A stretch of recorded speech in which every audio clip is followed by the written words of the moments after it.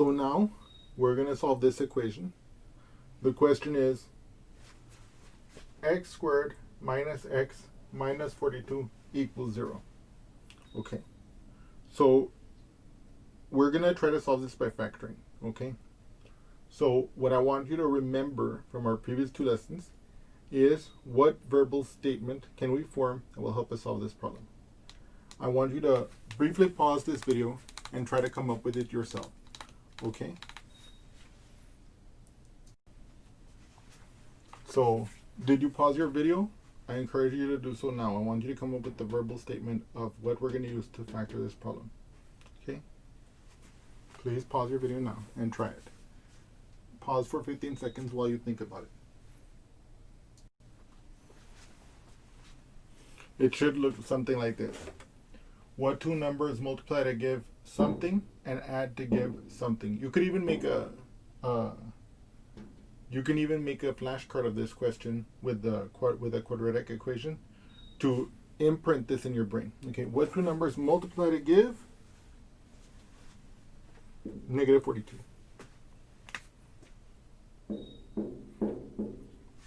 And add to give negative 1. Remember that, like here, if I have negative x, this is a shorthand for negative 1x, okay? Or negative 1 times x, okay? So this is then the question that I wanted you to conceive of, okay? We know where this question comes from. If we imagined, as we did in problems 1, and as I reminded sort of in problem 2, if we imagine that we have two linear factors, x plus a and x plus b, and we multiply them together, we ended up getting the expression x squared plus open parentheses a plus b close parentheses x plus ab. And when we saw that and compared it to the original equation, we see, aha, the ab at the end has to equal the negative 42, and the a plus b has to equal the negative 1 if that multiplied product of x plus a times x plus b is in fact to equal this. And so that led us to the idea of what two numbers multiply to give negative 2. A times b is, what two numbers multiply to give negative 42? In other words, the a times b equals negative 42. What two numbers add to give the, in this case, negative 1? Because the a plus b, those are the two numbers that add to give the middle number as well. Okay, anyway. So in other words, this question, when you use it to factor quadratics, is recalling that derivation of how we factor, right? Okay. So now, we can begin. Now in this case, 42 is a little bit bigger than 20. It's a little bit bigger than 6, so it has more factors. So one of the best ways to get to the heart of the matter is to make a factor tree for 42. Okay, 42 is what? 2 times 21. 21 is 3 times 7, and that's basically it. Okay, but what does this let us do? This lets us construct the different kind of factors. Okay, because I know that no matter what, 42 will be equal to 2 times 3 times 7. So for example, I can say, okay, I know that 42 times 1 is one possibility. I know that 21 times 2 is another possibility. Right now I'm just figuring out what the products could be, but I'm not worried about the sign yet. We're going to look at the sign a little bit. I know that, okay, it could be, if I cover up the 3 here, what's 2 times 7? 14. Aha, so 14 times 3, right?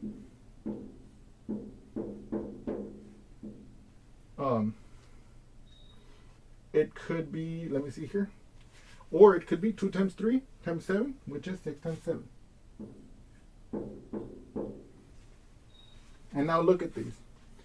If I take, now I want them to multiply to give me negative 42. Now, if I have negative 42 plus 1, I get negative 41. And if I have 42 plus negative 1, that gives me 41. So neither of these, if I have the opposite signs when I add them, neither of them is going to give me a sum of negative 1. Look at the 21 times 2. It's either going to be negative 21 times positive 2 are positive 21 times negative 2. If you add those two possibilities, you see that none of them gives you negative 1, right? Same thing with the 14 times 3. If I want to multiply these to give negative 42, then it's either going to be negative 14 plus 3, which is negative 11, or it's going to be 14 times negative 3, 14 plus negative 3, which is positive 11. But look at the 6 times 7. There's two possibilities. Either it's going to be 6 plus negative 7, or it's going to be negative 6 plus 7. If I add these two, I get negative 1. So this is going to be my A and B, okay? So, for example, if I let A equal 6 and B equal negative 7, then my factorization, okay, will be like this. Let's say x plus 6 times x minus 7, okay? That's my factorization. And so I can see that I can rewrite this equation as this equals 0, okay? Okay. Okay. Okay. By the way, what I want you to notice, before we continue, what I want you to notice is how this question helped guide us to the thought process that we needed to satisfy to factor the quadratic, okay? I also wanted you to look at this, how we were able to use a factor tree and how we were able to use the factorization of the 42 as 2 times 3 times 7 to help guide us to what the possible factors were. Of course, 42 times 1 was one of them, but it can also be 2 times that product, that was the 21. It could be 3 times the 2 times 7, which was the 14, so 3 times 14. It was also the 7 itself times the 2 times 3, which was the 6 times the 7. So having the factor tree gives you an easy way of making the complete list of factors. In this case, 42 is not that huge a number, but you can see if the number is much, much larger, this technique is much, much more helpful for finding those factors. Okay? So now we're going to proceed to find the two zeros, and then we're going to test to see that they work.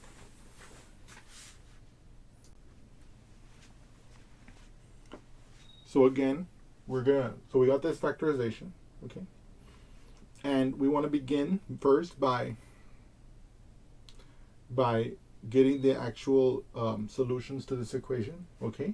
So how are we going to do that? Well, we know that for any particular value of x, this will be a real number, this will be a real number. So what we see here is we see a product of two real numbers that equals 0. So we can exploit the zero product property. What does that say? That says that if we have two real numbers and the product is equal to 0, that is to say you have those two numbers, let's say a and b, a times b equals 0, then either a has to be 0, b has to be 0, or they're both 0. So in that case here, either x plus 6 equals 0, okay, or the x minus 7 equals 0, okay. So if you look at the x plus 6 equals 0, how do I get the x by itself? I subtract 6 here, I subtract 6 here. So I get x equals negative 6. How do I get this equal to 0? I add 7 to both sides, right? So x here is equal to 7. These then are the two solutions to my equation, okay? We're still going to double check it. I want you guys to see that that double checking, okay? That way you guys can be filled with the joy, and that way you guys can know how to double check these answers, because you never know. I mean, sometimes you might think, oh my god, did I mess up on a calculation? Let me verify the final result. If my final result still works, then I know that my calculations were good. Or if I made a mistake, the end result was still okay. Okay, so like, now of course that won't typically happen. Typically you'll make a mistake and then your answer will be shoddy. But so double checking, verifying in this case that the solutions to the equation are actually solutions is it's always a good thing to do. Okay, so let's do that together. But of course in this case, the reason why I'm doing it here is because I want you guys to see these calculations done so they can become a part of you as well. So I'm going to first test for x equals -6. Is this a solution? I'm going to plug it into this equation. So it'll be -6 squared minus -6. Notice here, there's a minus sign, so this is the minus sign that's here. But then the x itself is negative, so it has a negative sign of its own. And then minus 42. You have to be extremely careful there, okay? So now this becomes -6 times -6 is 36, right? Whenever I have a minus minus, that becomes plus, and in this case it'll be +6. Then I bring down my minus 42. Okay, look at this. What's 36 plus 6? It's 42. And then I bring down my minus 42, and I can see, aha, that is equal to 0. Okay. Now I'm going to test x equals 7. Let's look at that together.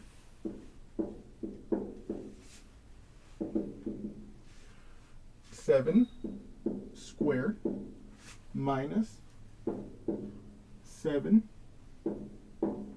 minus 42. What does this equal to? What's 7 times 7? 49. Minus 7 minus 42. Now, 49 minus 7 is 42. Okay? Then I bring down my minus 42. And I see, aha, again, it's 0. So we indeed have verified that these are the two solutions to the given equation. Okay? They are both numbers that make the equation true. Moreover, because this is a quadratic, we already learned the basic fact that there can be at most two distinct solutions. We found two distinct solutions. There are no more solutions. Okay? And now finally, I just want to show you that if you multiply this factored expression, you do recover this. Okay? So again, that's strictly not necessary, but again, I want to show this to you as an example so that you can see how to multiply two what are called binomials, okay? But we don't need to know that fact, okay? That they're called binomials. That's just incidental. How to calculate with them, that we have to know, okay? So here, x times x, aha, that's x squared. X times -7 minus 7x. 6 times x plus 6x. 6 times -7 minus 42. Now, I'm going to combine these like terms. What is -7 plus 6? -1. So that's going to be x squared minus 1x minus 42. But remember, it's a convention that we can, instead of writing -1x, we can write -x. Okay? So that's just a convention, an accepted way of doing things. And so here I can rewrite this finally as x squared minus x minus 42. So what I've just shown to you is that this factorization does in fact give this expression, the original expression that was of interest to us. In any case, I hope you have enjoyed this example, and I look forward to seeing you again soon. Thank you so much.